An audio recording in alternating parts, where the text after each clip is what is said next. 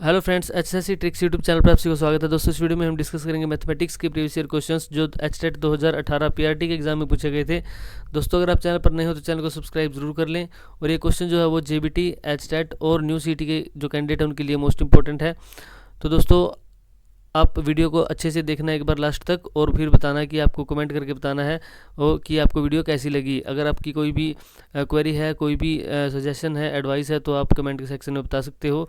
और अगर आपको वीडियो अच्छी लगती है तो वीडियो को लाइक करें और शेयर करना ना भूलें। तो दोस्तों, चलते हैं, वीडियो की शुरुआत करते हैं फर्स्ट क्वेश्चन के साथ बिना कोई टाइम वेस्ट किए। देखिए, फर्स्ट क्वेश्चन क्या कहता है कि 41 रुपये की राशि को 50 लड़कों एवं लड़कियों के मध्य बांटा गया। 50 लड़कों और लड़कियां बताया इसने, ये नहीं बताया कि कितने लड़के या कितनी लड़कियां। प्रत्येक लड़के को 90 पैसे मिलते हैं तथा लड़की को 65 पैसे प्राप्त हुए।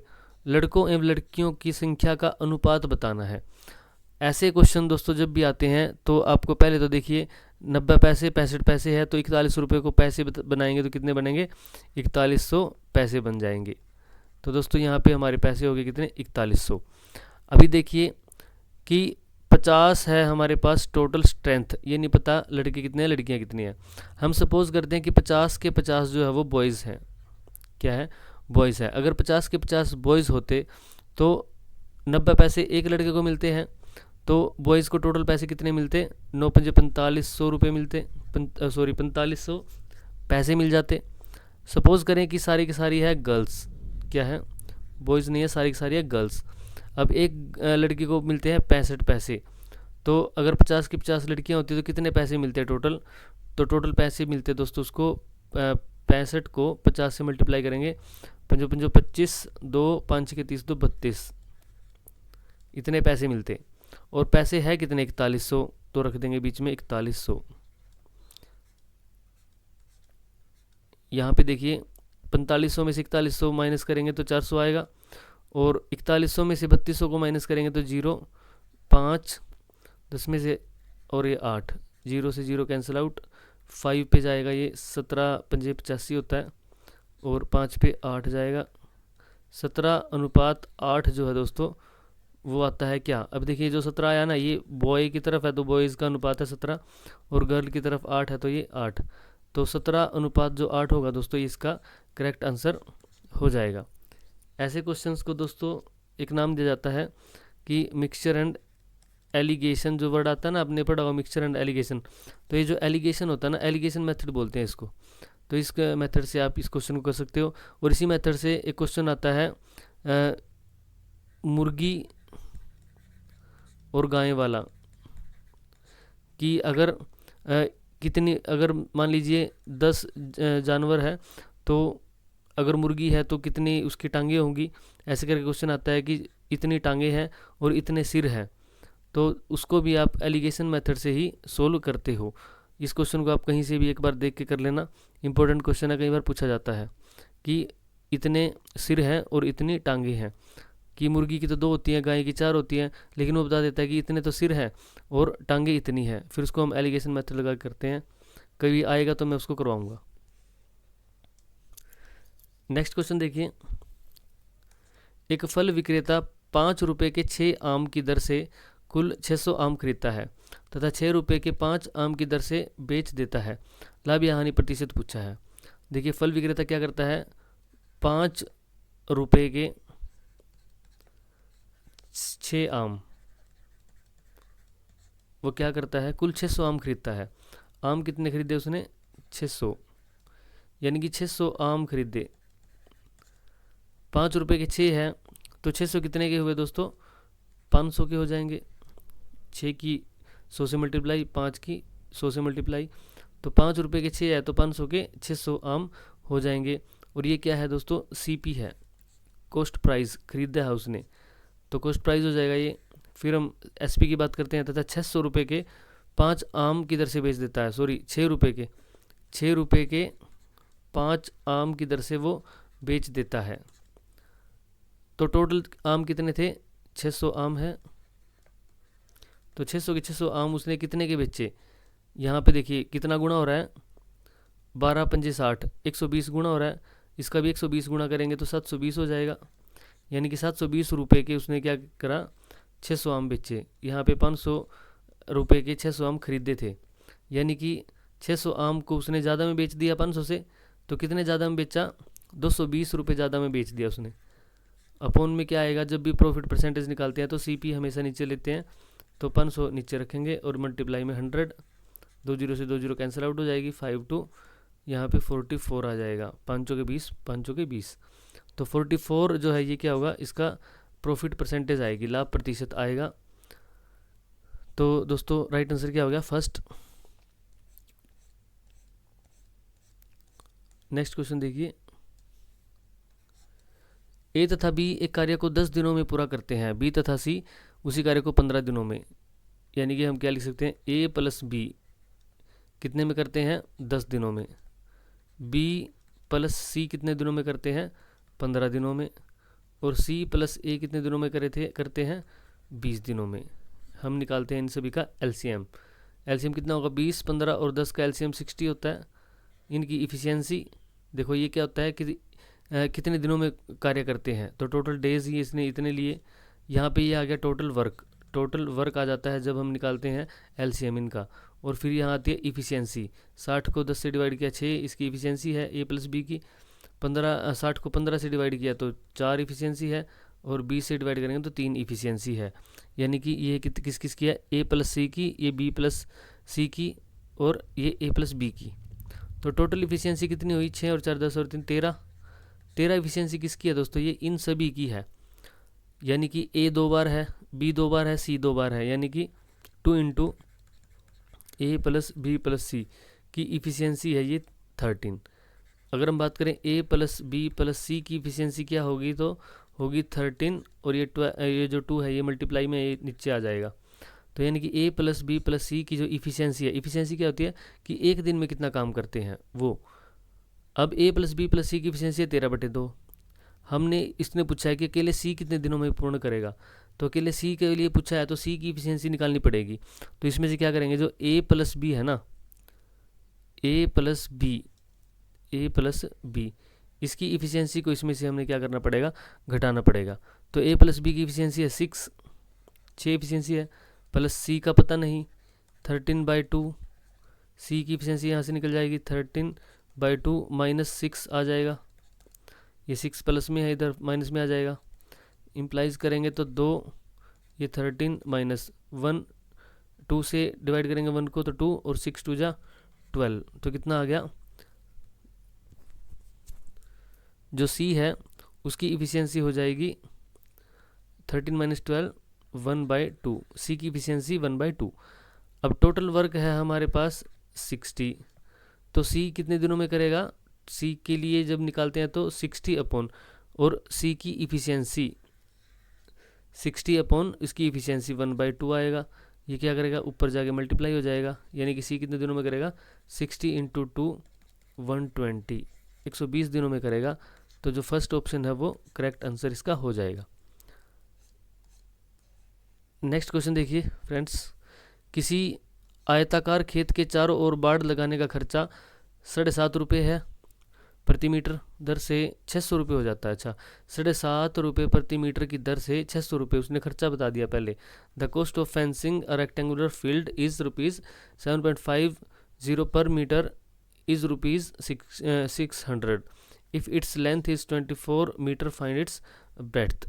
इसने देखो क्या बताया है, इसने बोला है कि 7.5 रुपये की दर से प्रति मीटर। अब उससे कोई नहीं पता कि भी कितना मीटर है, मान लेते हैं हम वो x मीटर है। अब फेंसिंग क्या होती है दोस्तों, आयताकार खेत है तो फेंसिंग होती है चारों तरफ बाड़ लगाना, इसके ऐसे फेंसिंग कर देना, यानी कि इसके चारों तरफ तार लगाना या बाउंड्री बनाना किसी भी तरीके से। अब चारों तरफ जो चीज़ होती है, अगर अंदर कोई चीज़ हो तो एरिया निकालते हैं, एरिया निकाल के हम आंसर निकालते हैं।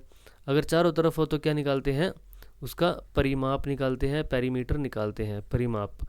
और आयताकार जो खेत है तो उसका परिमाप क्या होता है, 2 इंटू L प्लस बी परिमाप होगा ये। और एरिया क्या होता है, अगर एरिया निकालना पड़ जाए तो लेंथ इंटू ब्रेड्थ इसका एरिया होता है। अभी देखिए परिमाप इसका ये है, और इतने मीटर को अगर हम 7.5 से गुणा करें तो आता है 600 रुपये। इसने ये बोला है कि उसका टोटल खर्चा 600 रुपये आया है। तो यहाँ पे और प्रति मीटर का ये रेट है। तो यदि हमें 600 को 7.50 से डिवाइड कर दें तो x पता चल जाएगा, यानी उसका पेरीमीटर पता चल जाएगा कितना पेरीमीटर है।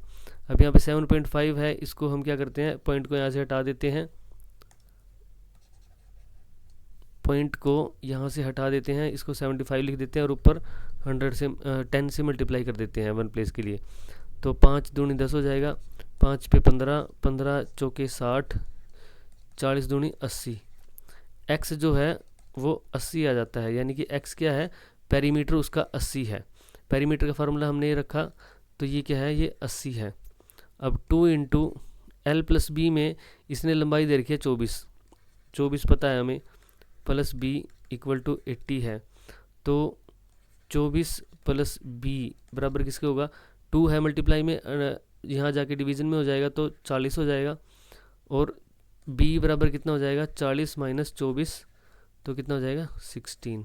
तो 16 इसका राइट आंसर हो जाएगा फर्स्ट।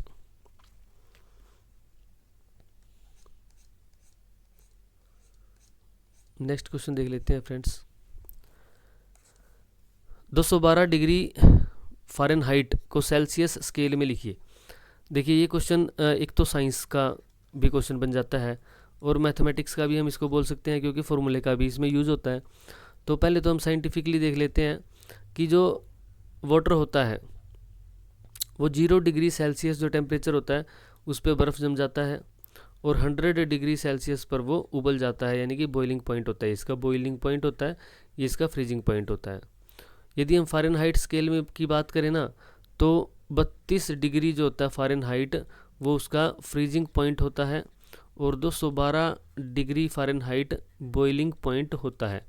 तो सीधी सी बात है, अगर बॉइलिंग पॉइंट यहाँ पे 212 है तो सेल्सियस में ये बॉइलिंग पॉइंट 100 पे होता है।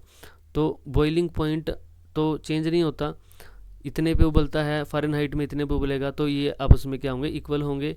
तो सेल्सियस स्केल में 212 डिग्री फ़ारेनहाइट को हम लिखेंगे 100 डिग्री सेल्सियस। अगर हम बात करें फॉर्मूले की, तो फॉर्मूला क्या बनता है कि जो फ़ारेनहाइट स्केल होता है ना दोस्तों, उसमें क्या होता है कि जितना फ़ारेनहाइट है वो माइनस उसकी लोअर जो वैल्यू होती है वो अपॉन में उसकी लोअर वैल्यू, क्योंकि ये 32 से ये क्या होता है दोस्तों, ये होता है 32 से 212 इसकी रेंज होती है। और सेल्सियस की क्या रेंज होती है, 0 से 100। तो इसके जो फॉर्मूले में क्या होता है, फ़ारेनहाइट यहाँ पे रखते हैं हम, जिसको निकालना होता है -32 अपॉन में 180, क्योंकि इसका जो प्रेशर है ना वो 180 होता है, उसको हम नीचे लिखते हैं।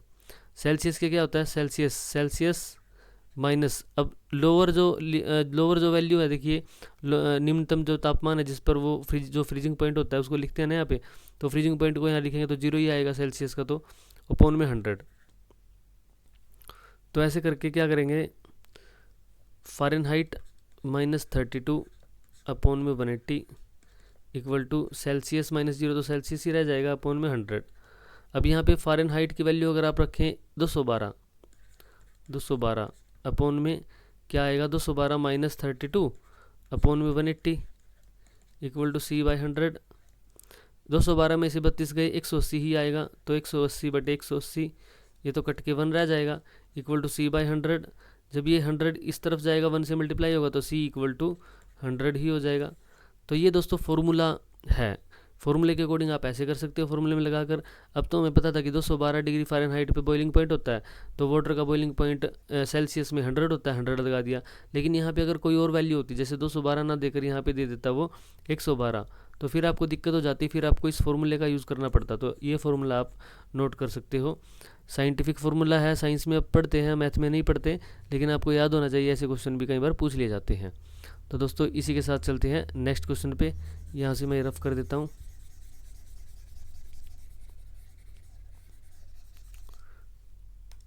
नेक्स्ट क्वेश्चन देखिए, आधार त्रिज्या 7 सेंटीमीटर 24 सेंटीमीटर ऊंचाई, find the area of the iron sheet required to prepare a cone with base is 24 centimetre height and base radius 7 centimetre. उसने बोला है एक कोन है, ऐसे करके एक कोन है, शंकु जो होता है उसकी शेप होती है ये। उसने बोला है कि उसकी जो रेडियस है वो कितनी है, ये रेडियस है 7 सेंटीमीटर, 7 सेंटीमीटर रेडियस है। और जो इसकी हाइट है वो क्या है, हाइट है इसकी फ्रेंड्स 24 सेंटीमीटर। अभी देखिए यहाँ पे जो होता है ये 90 डिग्री होता है, और ये होती है इसकी हाइट h, ये होती है इसकी रेडियस r, और ये जो है ना ये इसकी होती है लेटरल हाइट। तो जो स्लैंट हाइट भी बोल देते हैं, लेटरल हाइट भी बोल देते हैं, या तिर्यक ऊंचाई भी बोल देते हैं। अब जो ये तिर्यक ऊंचाई जैसे निकालते हैं ना, हम इसको कैसे निकालते हैं, इसका स्क्वायर प्लस इसका स्क्वायर और उस पूरे का रूट, पाइथागोरस थ्योरम लगती है। तो 24 का स्क्वायर प्लस 7 का स्क्वायर अपॉन में रूट करेंगे तो ये एल आ जाएगा। और ये क्या होता है, 24 का स्क्वायर प्लस 7 का स्क्वायर, ये जब रूट करते हैं तो 25 आता है, क्योंकि जो ट्रिपलेट होता है 7, 24 और 25 का, उससे आप डायरेक्ट निकाल सकते हो।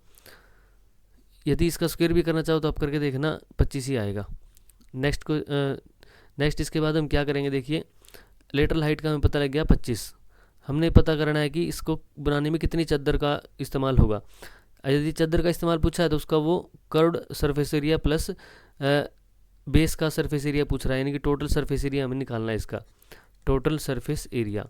और टोटल सरफेस एरिया क्या होता है शंकु का, ये जो एरिया होता है इसका, ये तो होता है पाई आर एल प्लस जो लेटरल सरफेस एरिया है, और जो बेस का होता है ये होता है पाई आर स्क्वेयर, क्योंकि एक प्रकार का सर्कल होता है नीचे।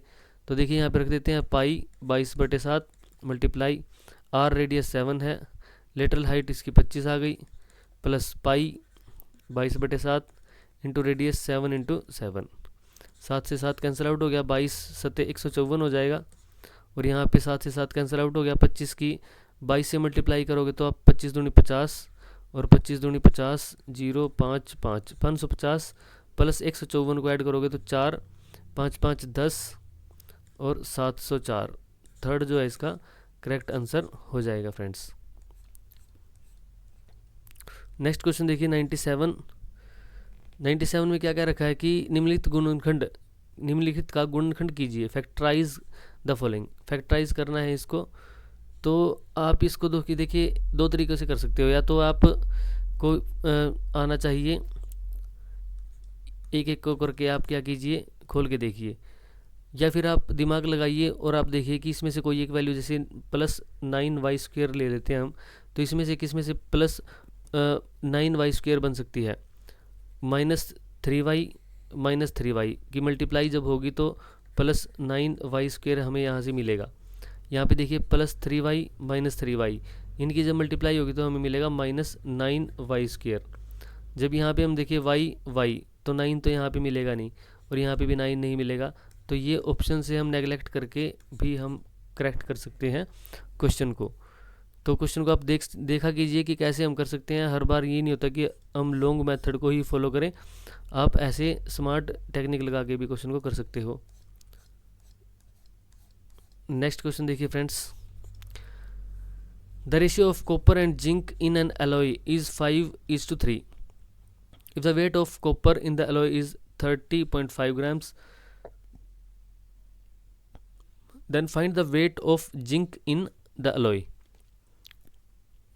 देखिए जो तांबा है यानी कि copper is to zinc, copper है 5, जिंक है 3, और तांबे का भार दे दिया उसने, कॉपर का भार क्या दे दिया 30.5 दे दिया। अब ये जितना मल्टीप्लाई ये है उतना ही मल्टीप्लाई ये हो जाएगा, बहुत आसान क्वेश्चन है। वो तो इसको डिवाइड करके जब देखेंगे हम 5 से 5 6 के 30.1 6.1 मल्टीप्लाई है, ये 6.1 टाइम्स है इसका। तो इसको भी हम जब मल्टीप्लाई करेंगे 6.1 से तो 3 1 जा 3 आएगा, और 6 3 18 आ जाएगा, 18.3 आ जाएगा, तो 18.3 ग्राम हो जाएगा इसका आंसर। नेक्स्ट क्वेश्चन देखिए 99, एक परीक्षा में ए को बी से 10% अंक जो है वो अधिक प्राप्त हुए, बी को सी से 15% अधिक प्राप्त होते हैं। ए को सी से कितने अधिक प्रतिशत अंक प्राप्त हुए, प्रतिशत ही पूछा है। देखिए सबसे पहले हम मान लेते हैं जो सी है उसको 100 अंक प्राप्त हुए, यदि सी को 100 अंक प्राप्त हुए तो बी को कितने अंक प्राप्त होंगे, 15% अधिक प्राप्त हुए तो 115। 100 का 15% 15 ही होगा तो 115 इसको प्राप्त हो गए। तो ए को कितने प्राप्त होंगे, ए को प्राप्त हुए हैं बी से 10% अधिक। अब बी का 10% कितना होगा, तो बी का 10% निकालने के लिए हम क्या करेंगे, 115 गुना 10/100 करेंगे। 0 से 0 कैंसिल आउट कर दिया। 5 पे 5 दूनी 10 और 5 पे 5 दूनी 10, 5 दिए 15, 23/2। अब 23/2 कितना होता है, 11.5 होता है। 11 दूनी 22 और हाफ में 1 + 23, तो 11.5। 11.5 ज़्यादा है, यानी कि ए की वैल्यू कितनी हो गई, बी से 10% ज़्यादा, यानी कि 11.5 ज़्यादा, 126.5 इसके अंक हो जाएंगे ए के। सी के पता लग गए, बी के पता लग गए, ए के पता लग गए। तो अभी देखिए ए को सी से कितने अधिक अंक प्राप्त हुए, ये पूछा है प्रतिशत में। ए के अंक है 126, सी के है 100, कितने अधिक है, 26.5 अधिक है। सी से पूछा है तो सी के तो 100 है, 100 का 26.5 कितना प्रतिशत है, 26.5% ही होगा 100 का। तो राइट आंसर क्या होगा, 26 सही 1/2, ये 26.5 ही है, तो राइट आंसर 26.5 हो जाएगा। नेक्स्ट क्वेश्चन देखिए फ्रेंड्स, x का मान ज्ञात कीजिए यदि ये वैल्यू दी गई है 5⁻x-3 है, डॉट 3⁻2x-8 है, इक्वल टू 225। अब देखिए 225 जो होता है वो क्या होता है, 5 से अगर आप इसको डिवाइड करें तो 5 चौके 20 और 5 5 25, फिर 5 पे 9, फिर 3 पे 3, यानी कि 5 की पावर 2 इंटू 3 की पावर 2। यहाँ पे 5 की पावर 2 लिखेंगे इंटू 3⁻2 लिखेंगे। अब 5 की पावर ये है x-3 और 3 की पावर ये है, ये 5 और 3 में है, ये भी 5 और 3 में है, इक्वल है, यानी कि ये पावर बराबर होगी। 5 की पावर 2 के बराबर होगी और 3 की पावर भी 2 के बराबर होगी। किसी भी एक से निकाल सकते हैं। x-3 इक्वल टू 2 करेंगे, ये पावर इसके बराबर रखेंगे तो x इज इक्वल टू हो जाएगा -3 द्वारा आगे प्लस में हो जाएगा, तो x की पावर क्या होगी, 5 हो गई। यहाँ से देखिए 2x - 8 इक्वल टू 3 की पावर कितनी है, 2 है, 2x इक्वल टू -8 है, इधर आके प्लस में हो जाएगा 10, x इक्वल टू 10/2, ये भी 5, तो x की वैल्यू कितनी हो जाएगी, 5 ही राइट आंसर हो जाएगा। नेक्स्ट क्वेश्चन देखिए फ्रेंड्स, 10 सेंटीमीटर लंबाई 8 सेंटीमीटर चौड़ाई वाला घनाभ 4 सेंटीमीटर तथा 6 सेंटीमीटर आकार के दो घनों को गलाकर बनाया जाता है। इस तरह बनाए गए घनाभ की ऊंचाई ज्ञात कीजिए। देखो क्या है कि दो घन है ऐसे करके, ये प्लस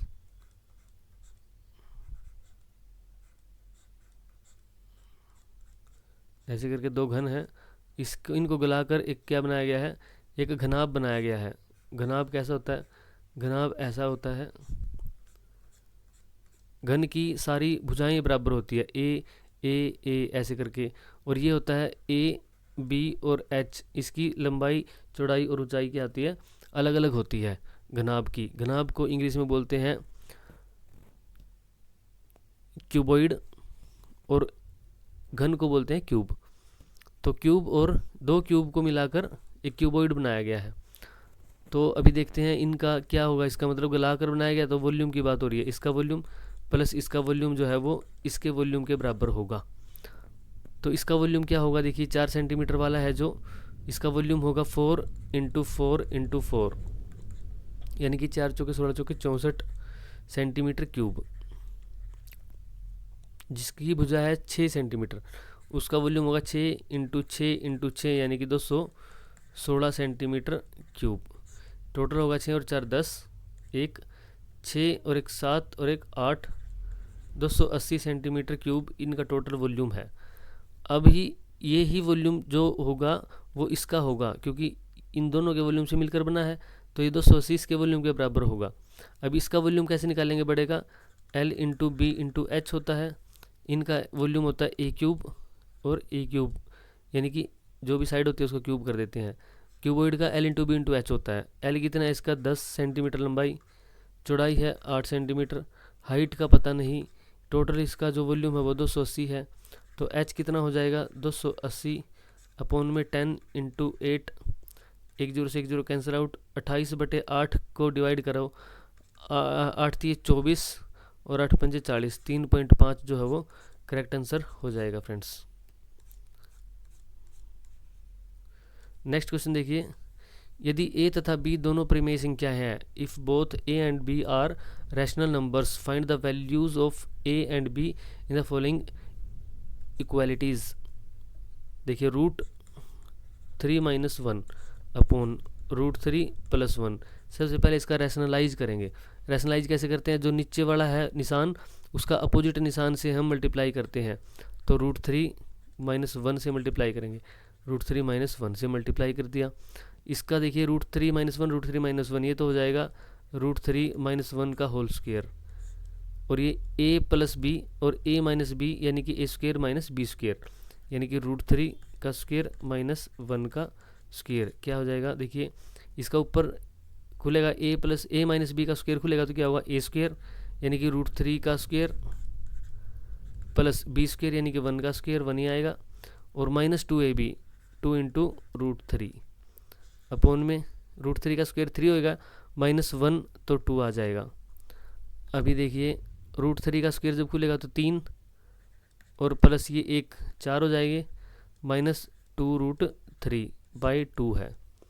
अभी देखिए 3 और 1 4, 4 - 2√3 अपॉन में 2, 2 से कटेगा जब, 2 से ये इस पे कट गया 2 पे, और 2 से ये कट गया, तो यानी कि 2 - √3 ये इसकी वैल्यू आई, इसकी इस वाले को जो हमने खोला, और ये बराबर किसके है a + b √3, ये बराबर है a + b √3। अब आप ध्यान से देखिए a की तो वैल्यू होगी 2, a की तो वैल्यू क्या होगी 2 हो गई, और b की वैल्यू क्या है √3 अपनी जगह पे है, b की वैल्यू हो जाएगी -1, तो 2 और -1 कहाँ पे देख लीजिए आप, a की वैल्यू 2 और b की वैल्यू -1, तो थर्ड जो है इसका राइट आंसर हो जाएगा फ्रेंड्स।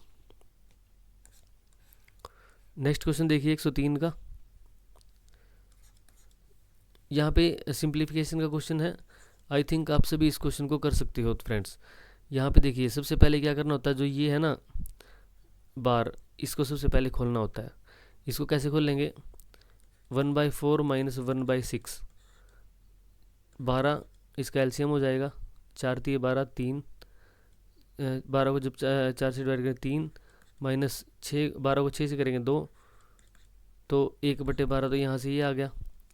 फिर यहाँ पे 2 दूनी 4 और 1 5/2 है, 5/2 में से माइनस करेंगे हम, माइनस का निशान यहाँ पे देखिए, माइनस पे बार नहीं था, तो -1/12 को 12 एलसीएम, 12 को 2 से डिवाइड करेंगे 6 × 5 = 30, -1 ये आ गया 29/12। यहाँ तक हमने सोल्व कर लिया, 29/12 आया। आगे है -1/2। अब 1/2 से हम डिवाइड इसको मल्टीप्लाई करना है, तो 1/2 से जब अंदर क्या है 29/12 है, तो इसको 1/2 से जब मल्टीप्लाई करेंगे आएगा 29 यह आ जाएगा 29/24, 12 की 2 से हो जाएगी बाहर। अभी देखिए 4 एकम 4 और 1 5/4, ये है 5/4। अब इसमें से ये माइनस होगा, ये यहाँ पे इतना सोल्व करेंगे जब, तो 24 6 × 5 = 30, -24 एकम 24 तो 29, ये आ जाएगा 1/24। इतना जो सोल्व हुआ इसका आया 1/24। अभी 1/24 को इससे हम क्या करेंगे, ये डिवाइड का साइन है बीच में, तो इसको सोल्व करेंगे। 4 × 3 = 12 और 1 13, ये है 13/4 डिवाइडेड 1/24, 13/4 इसको बदलेंगे मल्टीप्लाई में, 24 ऊपर आ जाएगा, अपॉन में ये आ जाएगा 1 पे 4 एकम 4 4 6 = 24, तो 13 6 = 78, तो 78 जो है उसका राइट आंसर हो जाएगा फ्रेंड्स। तो आप क्या करें, रूल के अकॉर्डिंग सोल्व कीजिए, चाहे कितनी भी लंबी कैलकुलेशन हो, अगर आप रूल फॉलो कर रहे हो तो डेफिनेटली आपका आंसर करेक्ट आएगा। चलते हैं नेक्स्ट क्वेश्चन पे।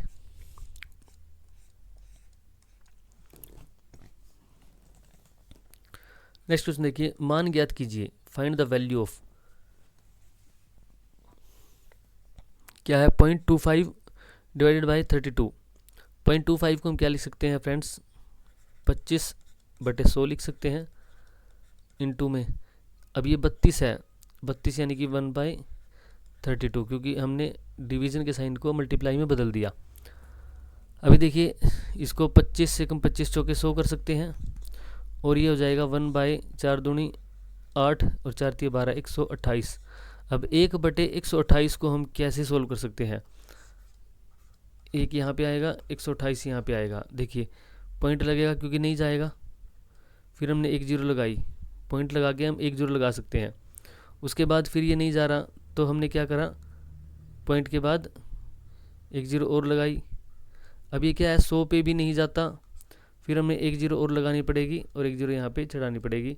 तो यानी कि इसके बाद हम इसको यहाँ पे कोई भी वैल्यू आ सकती है, लेकिन हमने क्या करा पॉइंट के बाद 2 0 लगानी पड़ी।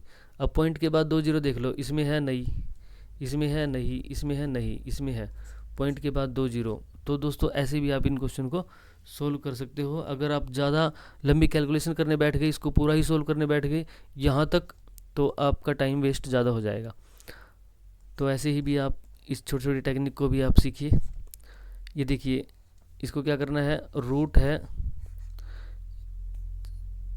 36.1, हम क्या लिख सकते हैं इसको 361/10 लिख सकते हैं, मल्टीप्लाई 1024/10 लिख सकते हैं क्योंकि 1 पॉइंट। अब ये टोटल कितना हो गया 361 इंटू में 1024 और बटे में 100।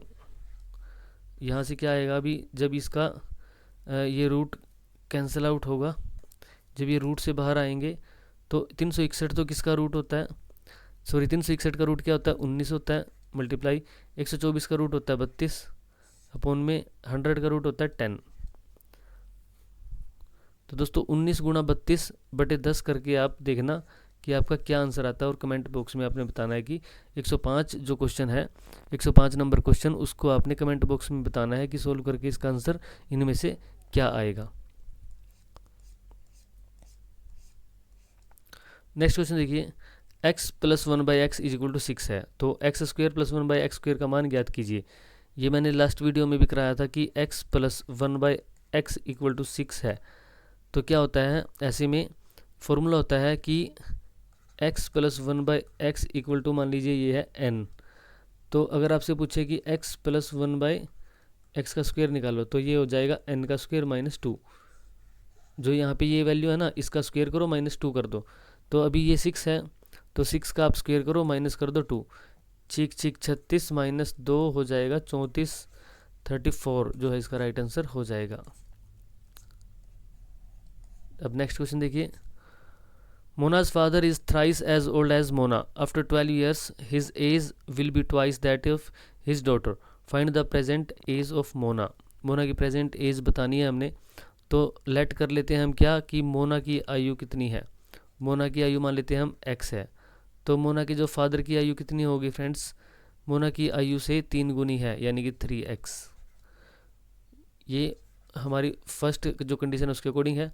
बाद में 12 वर्ष बाद, अब 12 वर्ष बाद क्या होगा, x की वैल्यू में अगर 12 वर्ष प्लस होंगे, मोना की वैल्यू 12 वर्ष बढ़ जाएगी, तो उसके फादर की जो एज है वो भी तो 12 वर्ष बढ़ जाएगी ना।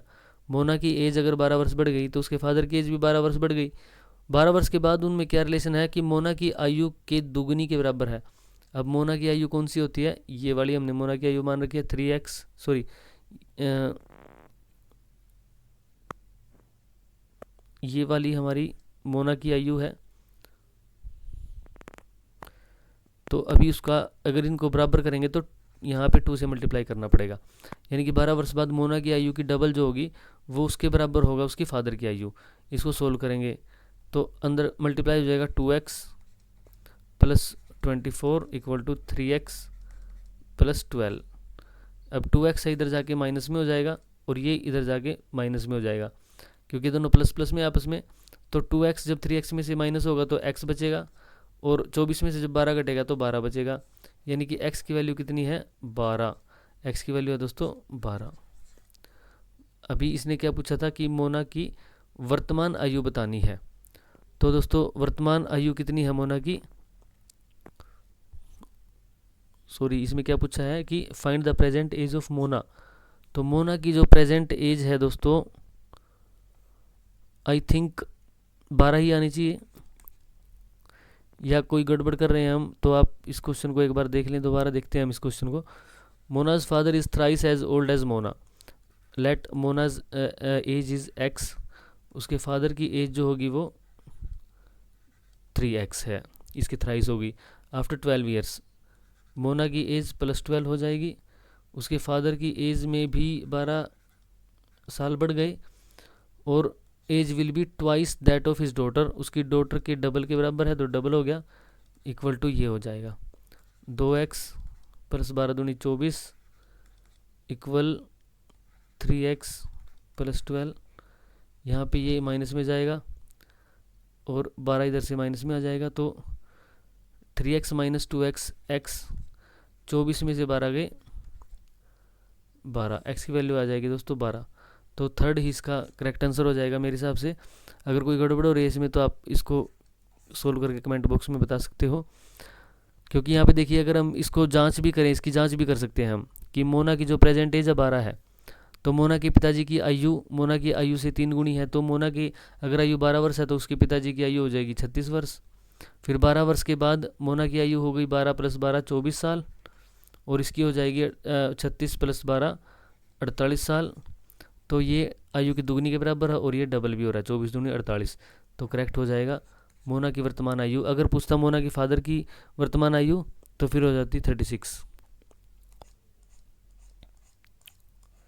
नेक्स्ट क्वेश्चन देखिए फ्रेंड्स, एक कमरे की लंबाई उसकी चौड़ाई का 1 × 1/2 टाइम्स है, 1.5 गुना है। यदि उसकी ऊंचाई 3.3 मीटर है तथा आयतन इतना है तो कमरे की लंबाई ज्ञात कीजिए। तो दोस्तों हम देखिए क्या कर सकते हैं कि कमरे की लंबाई उसकी चौड़ाई का इतना गुना है, तो सबसे पहले बोलो कि उसकी जो चौड़ाई है उसकी ब्रेड्थ है वो मान लेते हैं हम कि x मीटर है, तो उसकी लेंथ कितनी हो जाएगी, इतने टाइम्स हो जाएगी। तो यानी कि 2 एकम 2 3/2 x मीटर, ये है ब्रेड्थ और ये है लेंथ। हाइट है उसकी 3.3 मीटर। उसका आयतन दे रखा है। आयतन क्या होता है किसी भी कमरे का, length into breadth into height.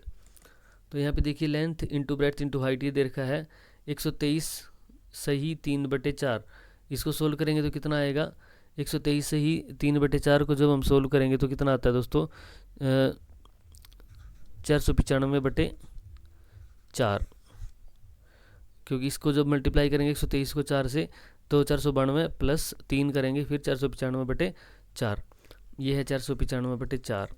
और ये बराबर किसके हो गया, इसके होगा, यहाँ पे लेंथ रखते हैं हम, लेंथ कितनी है 3/2 x होगा, ब्रेड्थ कितनी है x मान ली, हाइट कितनी है 3.3 मान ली, या फिर आप लिख सकते हो इसको 33/10।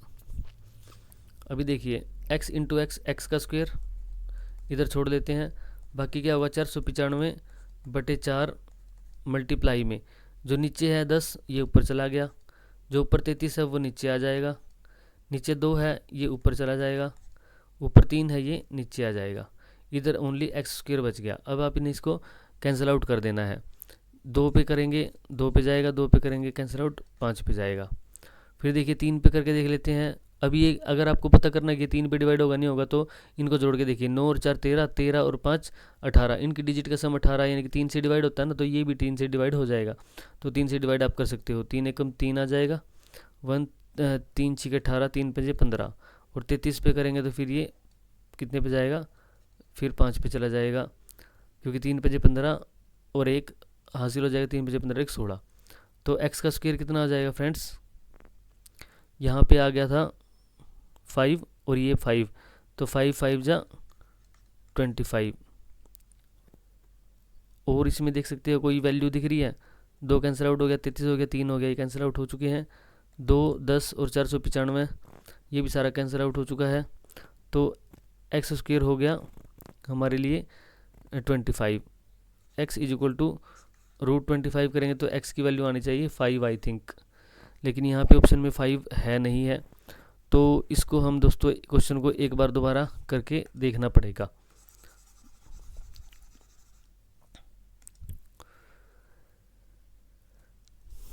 देखते हैं, हमने देखा था कि x मानना है हमने ब्रेड्थ को इंटू 3/2 एक्स मान लिया गया है हमारा, ये होगी लेंथ, इंटू 3.3 मीटर है यानी कि 33/10, ये बराबर किसके है, इसके।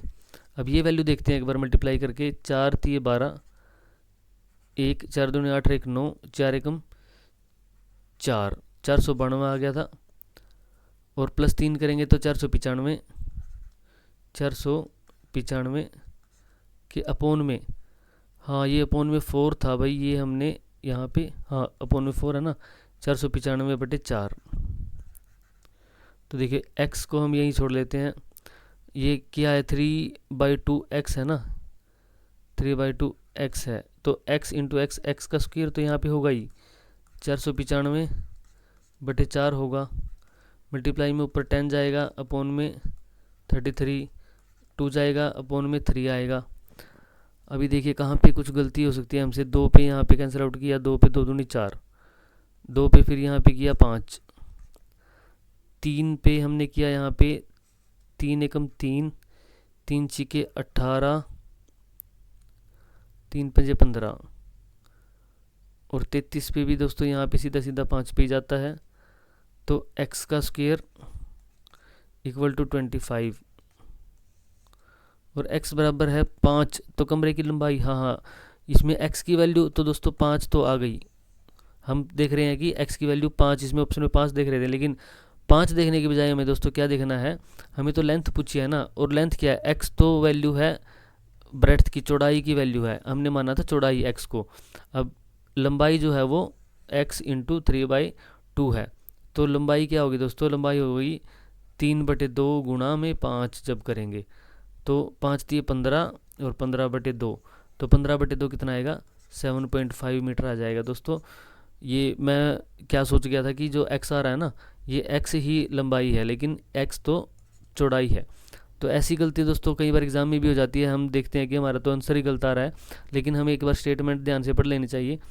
तो जैसे मेरे से गलती हुई तो माफ़ी चाहता हूँ कि थोड़ा सा टाइम वेस्ट हुआ, यहाँ पे एक बार और सोल्व करके देखना पड़ा, लेकिन कोई बात नहीं, इससे ये तो अंदाज़ा हुआ कि जब गलती हो सकती है यानी कि ऐसी केस में, तो स्टेटमेंट को ध्यान से पढ़ लेना चाहिए।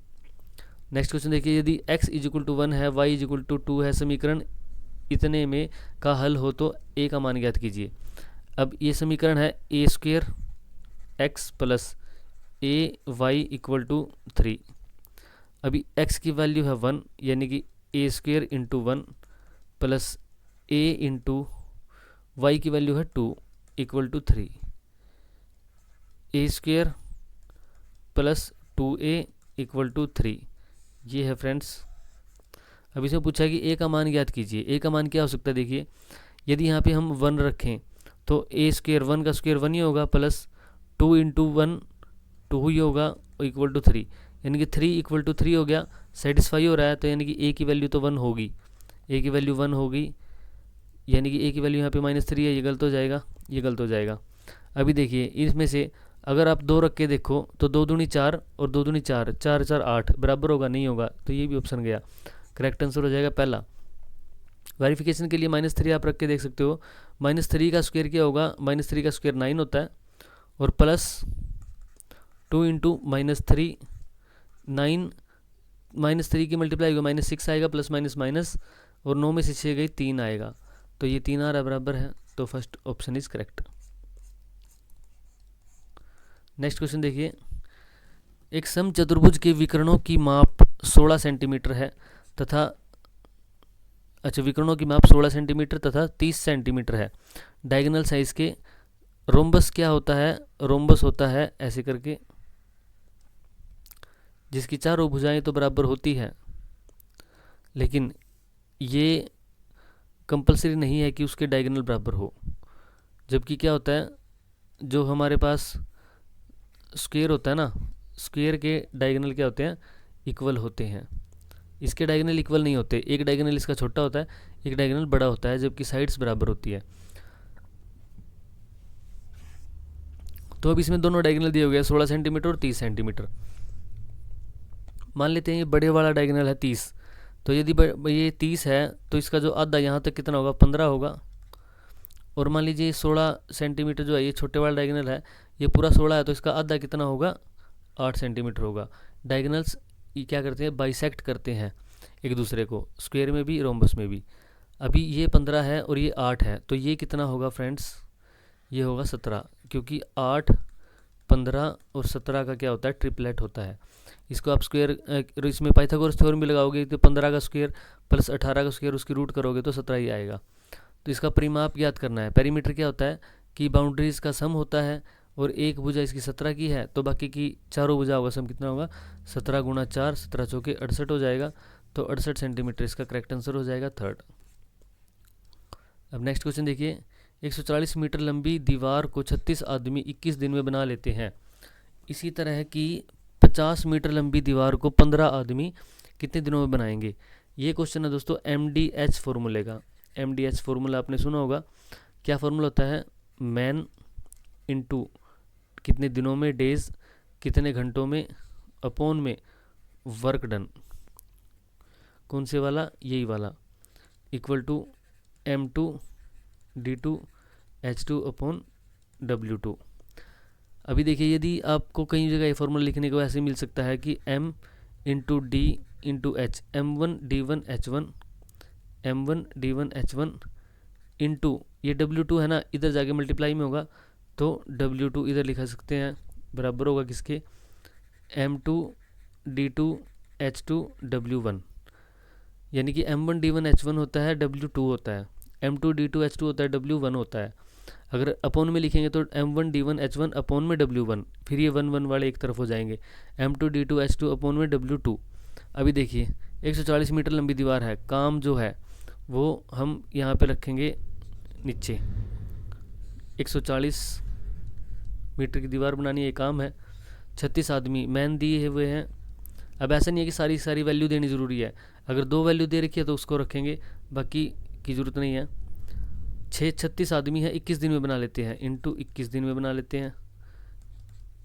इसने पूछा है कि इसी तरह की 50 मीटर की लंबी दीवार, अब इसमें काम दिया गया है 50 मीटर की लंबी दीवार का, 15 आदमी पूछा है, 15 आदमी कितने दिनों में बनाएंगे, तो डी की वैल्यूज़ में पता करनी है। 50 इधर जाएगा, ये इधर जा सकता है, लेकिन हमने क्या करना है कि डी को इधर रखेंगे हम, इधर क्या है 36 गुणा में 21 बटे में 140 है, 50 जाएगा उसके मल्टीप्लाई में, 15 जाएगा डिवीजन में, तो डी रह जाएगा अकेला। तो डी की वैल्यू ही हमें फाइंड आउट करनी है, इसको सोल्व आउट हम कर देंगे, 0 से 0 कैंसिल आउट कर देंगे, 7 पे 2 पे जाएगा, 7 पे 3 पे जाएगा, फिर देखिए यहाँ पे 5 है, 5 पे 3 पे हम कैंसिल आउट कर सकते हैं, 3 दूनी कितना हो जाएगा 6 हो जाएगा, दोनों कैंसिल आउट करो यहाँ पे 6 पे, 6 थी 18, तो डी कहाँ पे कितना आ जाएगा 18, जो फोर्थ है वो राइट आंसर हो जाएगा। नेक्स्ट क्वेश्चन देख लेते हैं फ्रेंड्स, 527 1020 11594 का HCF ज्ञात कीजिए। जब भी आपको ऐसा क्वेश्चन दिया जाए तो ऐसा नहीं है कि आप ऐसे करके और इसको बैठ जाओ करने के लिए, इतने लंबी जो स्टेटमेंट है, आप क्या कीजिए, जो सबसे बड़ी संख्या है उससे डिवाइड करके देखिए, अगर तीनों उससे डिवाइड होते हैं तो फिर तो यही HCF हो गया, क्योंकि HCF को क्या होता है, बड़ी से बड़ी वो संख्या जो इन सभी को डिवाइड कर सकती है, तो इन सभी में तो बड़ी से बड़ी संख्या यही है, तो अगर ये इनको डिवाइड कर देती है तो ये HCF हो जाएगा, अगर इनमें से किसी एक को डिवाइड नहीं करती तो फिर ये HCF नहीं है। तो 19 से 527 को आप डिवाइड करके देखिए, आप 527 को 19 से, 19 दूनी 38 होएगा, 12 में से 8 गई 4, और 4 में से 3 गए 1, ऊपर से आ गया 7। तो क्या 19 की टेबल में 147 आता है, नहीं आता, तो ये नहीं करेगा इसको डिवाइड।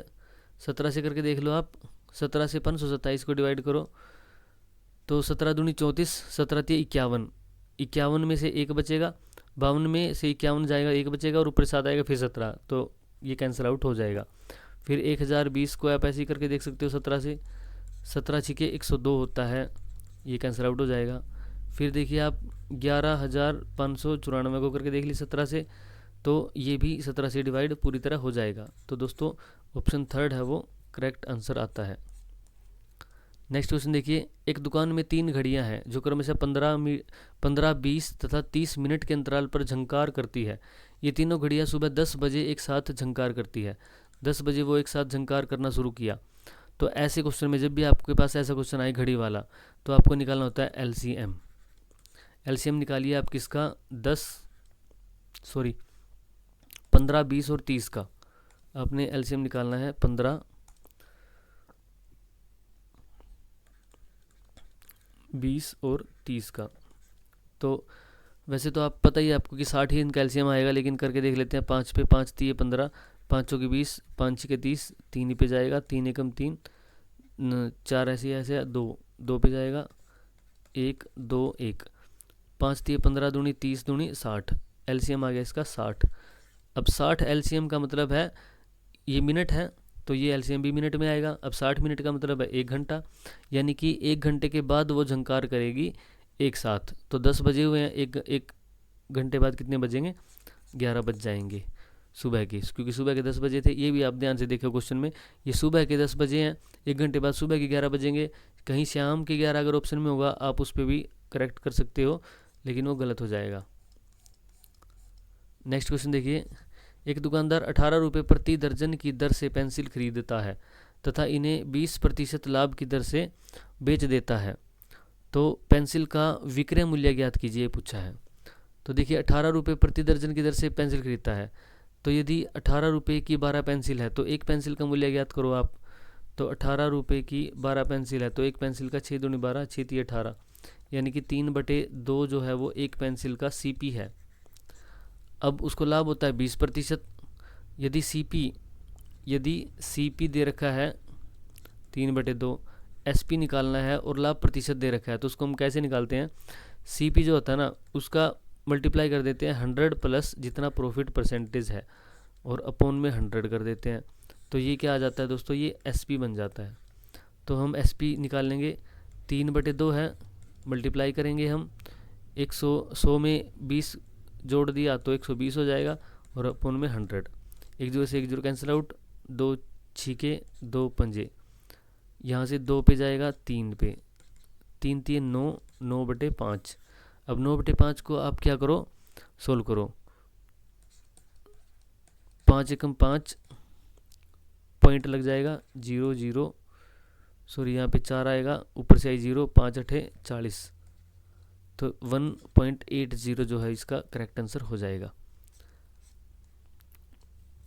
नेक्स्ट क्वेश्चन देखिए, 13 घंटे 1 मिनट 30 सेकंड में 6 से भाग देने पर प्राप्त होता है।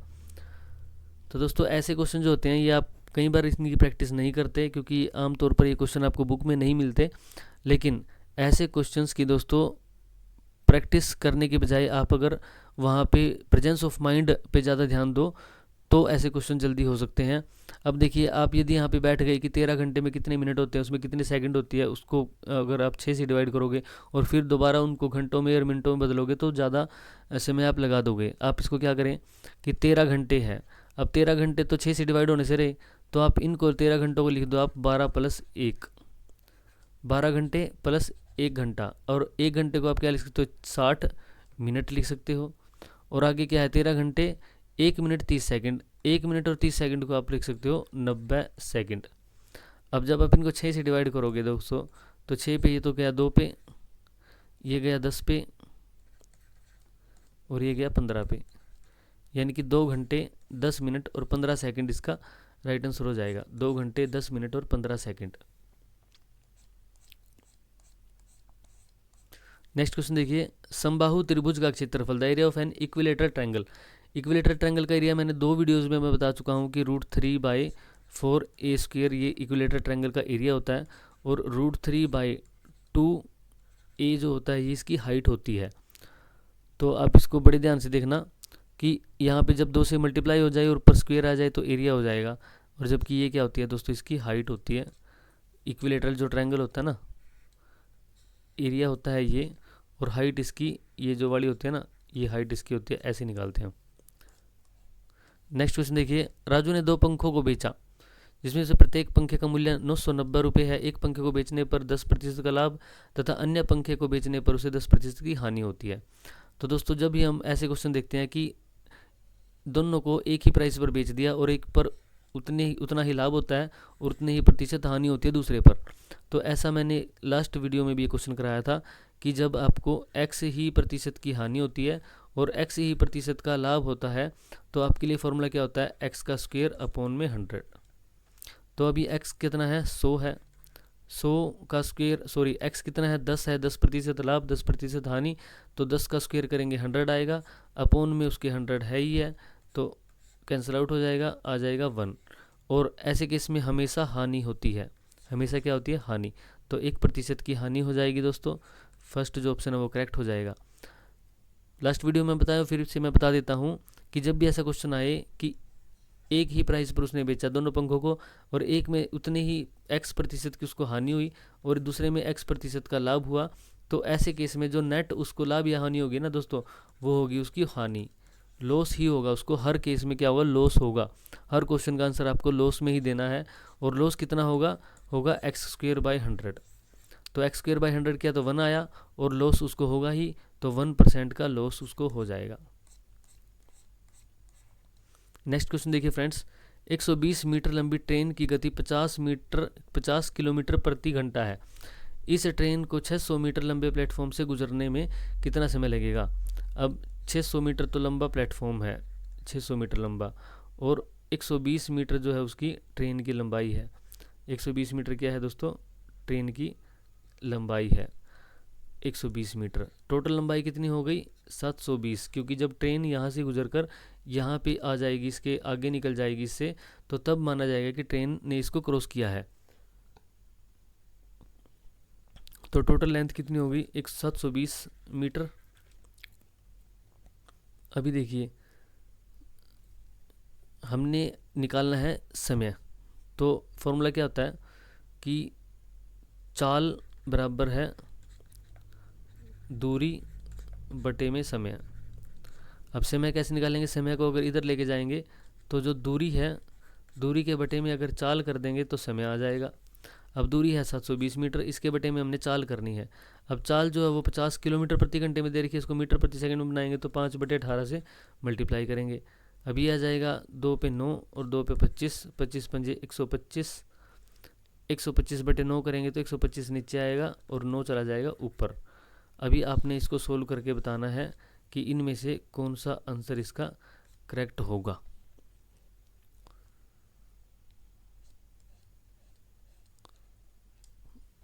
नेक्स्ट क्वेश्चन देखिए फ्रेंड्स, 30, 70, 43, 39, 18, 40 की माध्यिका ज्ञात कीजिए। माध्यिका यानी कि मीडियन। अभी 3 चीज़ होती है, मीन, मीडियन और मोड। जब भी आपको ऐसा क्वेश्चन दे, मोड निकालना हो तो जो बहुलक बोलते हैं मोड को, जो सबसे ज़्यादा रिपीट हो रही है संख्या वो उसका मोड होगा, जो सबसे ज़्यादा रिपीट हो रहा होगा। मीन उसकी एक प्रकार से हम एवरेज निकालते हैं, औसत, सभी को जोड़ते हैं और जितनी संख्या उससे डिवाइड कर देते हैं। जबकि मीडियन कैसे निकालते हैं, देखिए मीडियन के लिए हम इनको पहले असेंडिंग ऑर्डर में अरेंज करेंगे। असेंडिंग ऑर्डर में अरेंज करने के लिए सबसे पहले हम 17 को लिखेंगे, फिर 18 को लिखेंगे, 17 को लिख दिया, 18 को लिख दिया। इसके बाद इससे बड़ी संख्या कौन सी है, 30 है, तो 30 को लिख देंगे। 30 को लिखने के बाद हमने लिखना पड़ेगा 39, इसके बाद हमने लिखना पड़ेगा 40 और फिर 43। 6 संख्याएँ हैं, हमने लिख दी सारी की सारी। फिर देखिए हमने ये कैंसिल आउट कर देनी है यहाँ से, ये कैंसिल आउट कर देनी है यहाँ से, और फिर बच गई बीच में 2।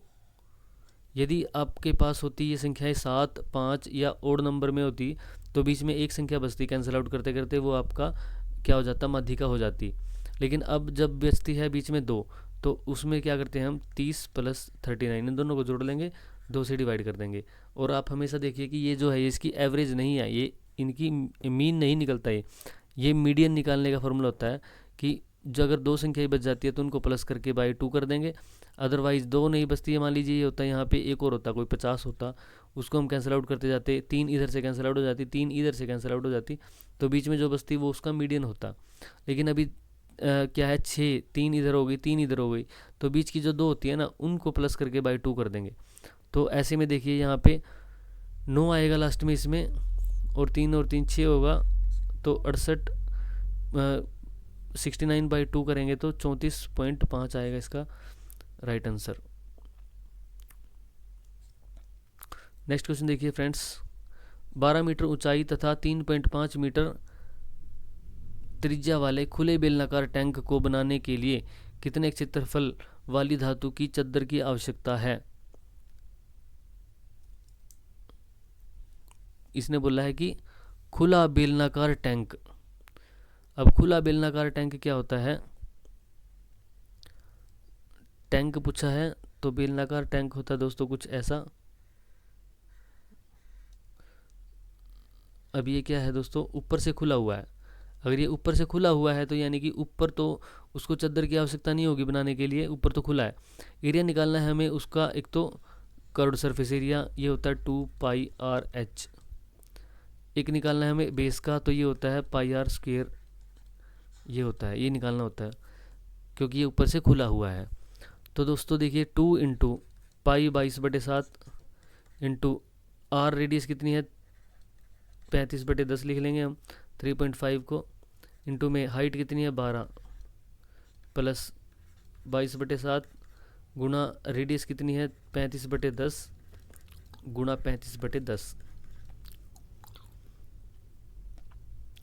देखिए क्या होगा, 7 पे डिवाइड करेंगे 5 पे, 5 से 2 पे, 2 से 11 पे, फिर 5 से 2 पे, 5 से 7 पे, ये कितना आ जाएगा, यहाँ से 11 की 7 से करेंगे 11 से 77/2, और यहाँ पे देखिए 5 पे कैंसिल आउट हो जाएगा, 5 से 2 पे हो जाएगा, और 2 से ये 2 कैंसिल आउट हो जाएगा। अभी देखिए ये 22 है, ये 12 है। एक चीज़ आप यहाँ से देखिए कॉमन सेंस के साथ अंदाज़ा क्या लगा सकते हो कि ये तो 22 की 12 से मल्टीप्लाई हुआ, ये तो आएगा पूरा पूरा, पॉइंटों में नहीं आएगा। जबकि 77/2 है जो ये पॉइंटों में आएगा, और बटे 2 होता है तो लास्ट में 0.5 आता है, और 0.5 किसके है, इसके है, तो इसका राइट आंसर हो जाएगा 4th। बाकी आप इसको पूरी कैलकुलेशन करके आप निकाल के देखना, यही आएगा मेरे हिसाब से जो मैंने आंसर दिया है वो। दोस्तों पेपर में भी जब आपकी प्रैक्टिस इतनी ज़्यादा हो जाएगी तो पेपर में भी आप ऐसे ही टिक कर सकते हो, कोई उसमें आपको दिक्कत नहीं आएगी। अभी देखिए ये जो फॉर्मूले होते हैं ना, इनको आप बड़े ध्यान से कर लेना दोस्तों, क्योंकि जो मेंसुरेशन के जो फॉर्मूले होते हैं, देखिए जो स्क्वायर होता है उसका एरिया, हम पहले एरिया देख लेते हैं। एरिया स्क्वायर का एरिया जो होता है, स्क्वायर का एरिया, एरिया ऑफ स्क्वायर यानी कि वर्ग, वर्ग जिसको बोलते हैं, उसका एरिया क्या होता है a²। जबकि जो आयत होता है यानी कि जो रेक्टेंगल होता है उसका एरिया क्या होता है L into B, length into breadth. फिर देखिए वर्ग के बाद क्यूब और क्यूबॉइड, घन और घनाभ। घन और घनाभ में दोस्तों जो एरिया होता है, एरिया क्या होता है क्यूब का 6a², जबकि क्यूबॉइड का एरिया क्या होता है 2 into LB plus BH plus HL, और इनका जो वॉल्यूम होता है वो कितना होता है, क्यूब का होता है a³ और क्यूबॉइड का होता है L into B into H. साथ ही दोस्तों अगर आपसे पूछा जाए इक्विलेटरल ट्रायंगल तो √3/4 a², हाइट होती है इसकी √3/2a। आपसे पूछा जाए दोस्तों कि जो शंकु होता है, शंकु जो होता है इसका curved surface area, curved surface area होता है इसका πRL, πRL curved surface area, ये वाला ऊपर वाला। टोटल सरफेस एरिया पूछे, ये curved surface area, total surface area पूछे तो πr², ये नीचे वाला जुड़ जाएगा, तो ये हो जाएगा इसका total surface area, total surface area. अगर आपसे बात करें कि शंकु का वॉल्यूम क्या होता है, फिर ये टोटल सरफेस एरिया हो गया, वॉल्यूम, वॉल्यूम की अगर बात करें वॉल्यूम क्या होता है 1/3 πr² h। साथ ही आप देख लो बेलन जो होता है, बेलन का अगर आपसे पूछे कि कर्व्ड सरफेस एरिया 2πrh, अगर आपसे पूछे कि टोटल सरफेस एरिया तो 2πrh में प्लस कर देंगे πr², एक ये वाला एक ये वाला, तो यानी कि 2πr², ये हो जाएगा टोटल सरफेस एरिया। फिर दोस्तों अगर आपसे बात करें इसकी वॉल्यूम की तो वॉल्यूम क्या होगा πr²h। ये जो इसका ना, इसमें से अगर हम ऐसे कर दें तो देखो इसके अंदर क्या बन गया, कौन बन गया, और कौन जो होता है इसका एक ये पार्ट, एक ये पार्ट और एक बीच वाला पार्ट, तीसरा हिस्सा होता है, इसलिए πr²h का 1/3 करते हैं यहाँ पे, तो कौन का जो है वॉल्यूम बनता है। अगर हमसे बात करें कि जो स्फेयर होता है, स्फेयर गोल यानी कि बॉल होती है जो बॉल वगैरह, उसका एरिया अगर पूछे तो 4 पाई आर स्क्वायर। अगर हमसे बात करें इसके वॉल्यूम की तो 4/3 पाई आर क्यूब। अगर बात कर ले हेमिस्फीयर की, हेमिस्फीयर क्या होता है, अर्धगोला। इसकी अगर कर्व्ड सरफेस एरिया के ऊपर की बात करें तो 2 पाई आर स्क्वायर। टोटल की बात करें तो यहाँ पे एक और पाई आर स्क्वायर ऐड हो जाएगा और ये हो जाएगा टोटल 3 पाई आर स्क्वायर। और टोटल का क्या था, 4 पाई आर स्क्वायर था। अगर बात करें इसके वॉल्यूम की, अर्धगोले के वॉल्यूम की, तो जैसे 4/3 पाई आर क्यूब था ना, तो ये हो जाएगा 2/3 पाई आर क्यूब। तो दोस्तों ये सारे के सारे जो फॉर्मूले हैं ना, ये आपको याद रख लेने हैं। और एक बार जब याद रख लोगे तो फिर ये भूलोगे नहीं आप। और इनको आपको ऐसे नहीं याद करना है कि रटना है, आपको ये समझ के करना है। समझोगे कैसे कि पाई आर एल तो ये हो गया, अब नीचे वाला एक सर्कल है तो ये पाई आर स्क्वायर। ऐसे जब तोड़ के आप याद करोगे ना इनको, तब आपके ये दिमाग में बैठेंगे, ऐसे नहीं बैठेंगे। जैसे क्यूब का ए स्क्वायर है, 6a स्क्वायर है, 6a स्क्वायर कैसे होगा कि जैसे एक स्क्वायर होता है और इन सारे 6 प्रकार के जो स्क्वायर होते हैं अलग अलग, इनसे मिलकर एक क्यूब बनता है। तो यानी कि जो ये ऊपर वाला होगा ये a इंटू ए स्क्वायर, तो ये हो गया एक ए स्क्वायर, ये हो गया एक ए स्क्वायर, ये एक ए स्क्वायर, ये एक ए स्क्वायर इधर वाला और एक ए स्क्वायर उधर वाला, तो यानी कि 6a स्क्वायर, तभी तो बनता है कोई चीज़। तो ऐसे ही दोस्तों देखिए वॉल्यूम कैसे है, ये जो एरिया है ना pi R square, pi R square को h टाइम कर दिया, तो पाई आर स्क्वायर को h टाइम कर दिया तो इसका वॉल्यूम आ जाएगा। क्योंकि वॉल्यूम क्या होता है दोस्तों, वॉल्यूम होता है एरिया इंटू हाइट। तो ये सारी चीज़ें दोस्तों समझने की है, इनको आप समझोगे तभी आपके ये चीज़ें माइंड में बैठेगी। तो दोस्तों इस वीडियो में हमने मैथ के 30 क्वेश्चन करे हैं और आई थिंक ये जो क्वेश्चन है और इससे जो लास्ट वीडियो में जो क्वेश्चन कराए हैं मैंने 2 वीडियो में, तो उनसे आपको बहुत हेल्प मिलेगी और ऐसे ही क्वेश्चन आपको एग्जाम में पूछे जाते हैं। साथ में सब्जेक्ट की पेडागोजी भी आप कर लेना और सीडी भी कर लेना, तो आपका जेबीटी का एग्ज़ाम अच्छे से हो जाएगा। और दोस्तों साथ में करंट अफेयर आप करते रहना, करंट अफेयर भी मैं नहीं कवर करा रहा हूँ, बाकी की जो प्रैक्टिस है प्रीवियस ईयर क्वेश्चंस की मैं करा रहा हूं दोस्तों। और हरियाणा जीके की भी एक जल्द एक अच्छी सी वीडियो लेके आऊँगा जिसमें मैक्सिमम क्वेश्चन कवर कराऊंगा। दोस्तों वीडियो आपको कैसी लगी ये आप ज़रूर कमेंट बॉक्स में बताना, वीडियो को लाइक करना और शेयर करना ना भूलें। और दोस्तों अगर आपकी कोई भी क्वेरी है तो आप कमेंट बॉक्स में बता सकते हो, या टेलीग्राम चैनल आप ज्वाइन कर सकते हो जो कि डिस्क्रिप्शन बॉक्स में आपको लिंक मिल जाएगा, या फिर HSSC ट्रिक्स आप सर्च करोगे टेलीग्राम सर्च में तो वहाँ पे आपको चैनल मिल जाएगा, आप ज्वाइन कर सकते हो। दोस्तों मिलते हैं नेक्स्ट वीडियो में, थैंक यू।